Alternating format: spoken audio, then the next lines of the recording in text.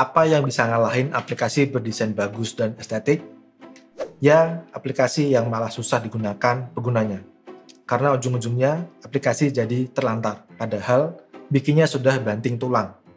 Makanya di video kali ini kita akan belajar mengimplementasikan interaktivitas UX design, pengalaman pengguna, supaya aplikasi tetap bermanfaat. Tapi sebelumnya, intro dulu.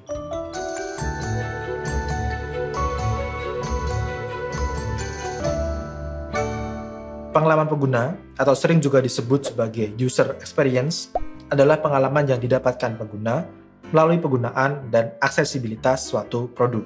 Nah, pengalaman pengguna ini penting untuk diperhatikan saat mendesain sebuah UX. Untuk memudahkan, UX sudah mempunyai beberapa hukum alias Law of UX. Prinsip ini akan membantu kalian mendesain aplikasi karena mereka sudah menggambarkan perilaku dan kecenderungan manusia. Hukum desain UX adalah panduan untuk melihat dari kacamata psikologis pengguna. Jadi tahu deh ekspektasi pengguna saat membuka aplikasi. Setidaknya ada 4 hukum yang harus diperhatikan agar aplikasi makin interaktif. Yuk kita bahas satu-satu. Pertama ada Zeigarnik Effect. Ini adalah kecenderungan mengingat suatu hal yang belum selesai dikerjakan, dan ketika pekerjaan itu sudah selesai, kita cenderung lupa dengan hal itu.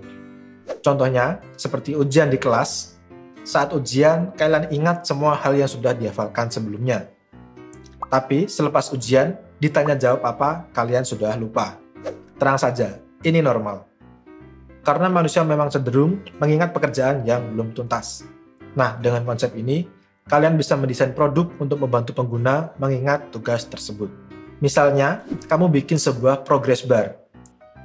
Di sana, terlihat seberapa jauh tugas yang sudah selesai dan apa yang bisa mereka lakukan untuk menyelesaikan tugas tersebut. Berikutnya ada Serial Position Effect. Ini adalah sebuah fenomena psikologi yang mengatakan kalau item yang di bagian atas dan di bagian paling bawah itu mudah diingat daripada item yang ada di bagian tengah. Selain itu, sebuah studi menunjukkan kalau mata kita melihat konten online secara zigzag seperti huruf Z atau seperti huruf F. Coba buka profil Instagram gebetan kalian dan lihat foto-fotonya. Gimana cara mata kalian melihat? Apakah kayak gini? Ya, kebanyakan pola melihat kita seperti huruf Z ini. Sedangkan pola huruf F sering terjadi waktu kita lagi lihat konten yang sebagian besar isinya adalah teks. Mata kita akan lihat teks paling besar dan foto di bagian atas. Lalu kita akan scroll ke bawah cari bagian yang menarik. Baca sedikit, lalu scroll lagi ke bawah dan baca teks selanjutnya. Ini membentuk pola huruf F.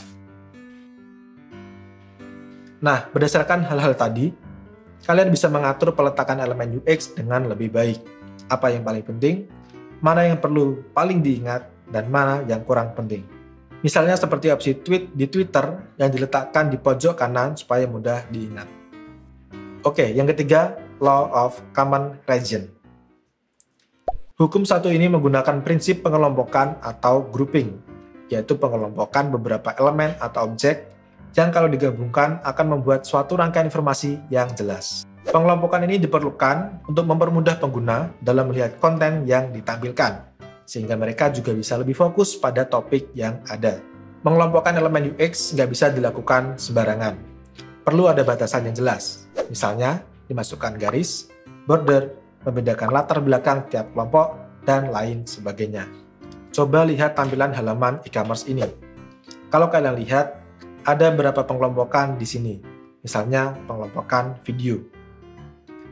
Ini bagian khusus berisi video yang sedang live. Supaya pengguna tidak pusing melihatnya, dibuat latar belakangnya warna kuning. Dan di bawah kelompok video ada kelompok barang diskon dengan latar belakang hijau untuk memberi kontras antara warna kuning dan hijau.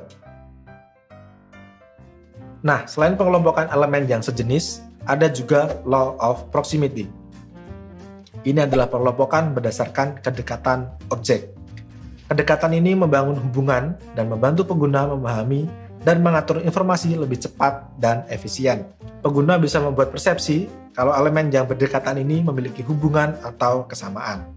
Misalnya seperti kelompok kategori di halaman ini.